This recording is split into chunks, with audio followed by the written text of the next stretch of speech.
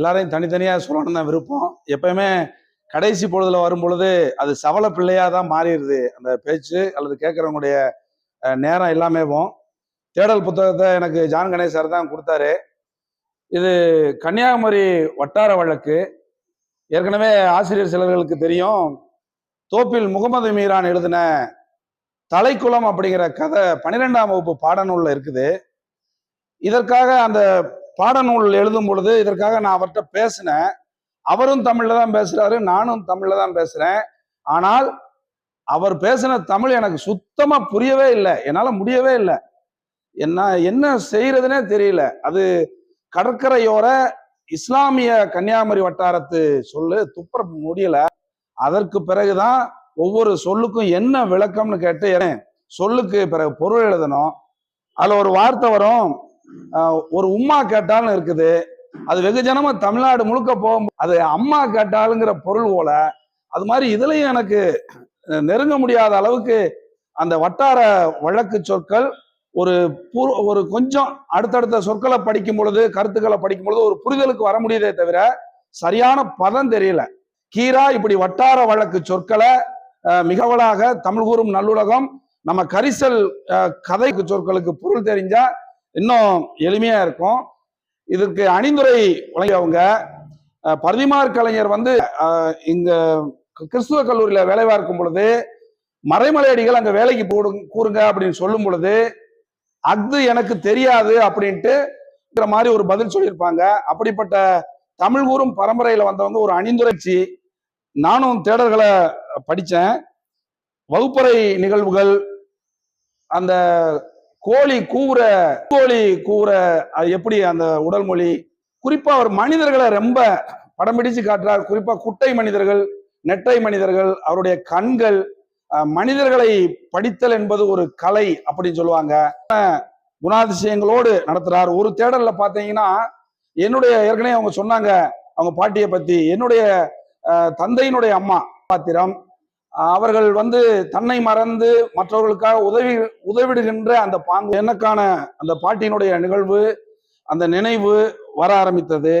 அது மாதிரி எந்த உயிரினம் எப்படி சாப்பிடும், பள்ளி எப்படி சாப்பிடும், நாய் எப்படி சாப்பிடும், அவனுடைய உடல் மொழி அவன் கேரளாவுக்கு போயிட்டு வர்றாப்புல ஊரே அவங்கள பாராட்டுது. கேள்றாப்புல சில வீட்டுக்கு முன்னாடி சாக்கடை ஓடுது, சில வீட்டுக்கு பின்னாடி சாக்கடை ஓடுது, சில வீட்டுல நடுவுல ஓடுது, உனக்கு இப்ப என்னல வேணுங்கிற மாதிரி இந்த வட்டார மொழியோட அறச்சீற்றம் அதுல இருக்குது. அடுத்து ஒரு கவிதையும் அதுல கவிராமல் தீர்ந்து கிடந்தோம் நாள்களாய் அப்படின்னு சொல்லியிருக்காரு. ஒரு முக்கியமான வார்த்தை, குணம் கெட்டவன் தீண்டத்தகாதவன் பதிவிடுறார். தீண்ட இருக்கிற ஒரு அமைப்புல குணங்கெட்டவர்களை இப்படி பயன்படுத்தலான்னு சொல்வது ஒரு நல்ல பதமாகத்தான் இருக்கின்றது. அடுத்து வட்டிக்காரி ஒரு சிவாமி பாட்டி, சிவகாமி பாட்டி போல அவங்க பேச்சு வழக்கில் சிவாமி பாட்டின்னு சொல்றாங்க. இப்ப இந்த தாய் கிழவிங்கிற படத்தை அது நினைவுபடுத்த மதுரை வட்டார நம்ம கோயில்பட்டி வட்டார வழக்குல ஒரு வட்டிக்கார பாட்டி ஒரு தாட்டியத்தோட வந்தா எப்படி இருக்குமோ எல்லாரும் பயப்படுவாங்களோ அந்த திரைப்படத்தினுடைய அந்த கதையை நினைவுபடுத்துவதாக இருந்தது. அடுத்து ஜனா ரொம்ப சுவாரஸ்யமா தான் இருக்கு நிச்சயமா. அதுல 8ஆம் வகுப்பு பையன் பேசுறான். வாலி எப்படி ஒரு கவிஞர் வாழத்துல பறவை இருக்காது ஆனா இருவாழ் உயிரினங்கள் மட்டும் இருக்கும் அப்படின்ட்டு. திருநெல்வேலியை பத்தி கேள்விப்பட்டிருக்கோம். இவர் தென்னக ரயில் நிலையத்தினுடைய எஜமான் அப்படிங்கிற வார்த்தையை பயன்படுத்துறாங்க. கோயில்பட்டி கடலை மிட்டாய், சாத்தூர் இல்ல திருத்தம் வெள்ளரிக்காய், அவர் பயன்படுத்தினது வெள்ளரிக்காய்.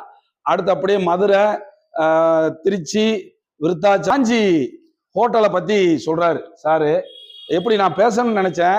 அந்த காஞ்சி ஹோட்டல்ல தான் அந்த புத்தக பணிக்காக ஓராண்டு சொச்சு அங்க தங்கி இருந்தோம். எழும்பூர்ல அந்த காஞ்சி 3 நட்சத்திர விடுதின்னு போட்டு அங்கதான் இருக்கும். அந்த காலத்துல எம்ஜிஆர் சிவாஜி எல்லாம் விரும்பி இருந்த உணவகம்னு சொல்லியிருப்பாங்க. எல்லாவற்றையும் நம்ம சாதாரணமா கடந்து போகிற செயல்பாடுகளை பாடம் செய்து ஒரு கதையாக, கட்டுரையாக, உரையாடலாக மனிதர்களுடைய நல்ல குணங்களையும் அல்ல குணங்கள், தேவையற்ற குணங்களையும் சுட்டி காண்பித்து நகர்கின்றார். அப்படி இருந்தா தான் அவர் மண்ணின் மைந்தரா அங்க பரிமளிக்க முடியும். அதற்கு ஏற்கனவே சொன்னது போல குறிப்பு விளக்கங்கள் கொடுத்தா அது எல்லாம் வாழ்றாங்களோ அங்கெல்லாம் இந்த நூல் சென்றடையும். வள்ளுவரும் நிறைய படித்தாருன்னு ஒரு குரல்ல சொல்லியிருப்பாரு. பகுத்துண்டு பள்ளியூர் ஓம்புதல். இப்ப அது பொருத்தமான குரல் தான் இந்த நேரத்திற்கும் கூட. இவர் இன்னமும் நிறைய நூல்கள்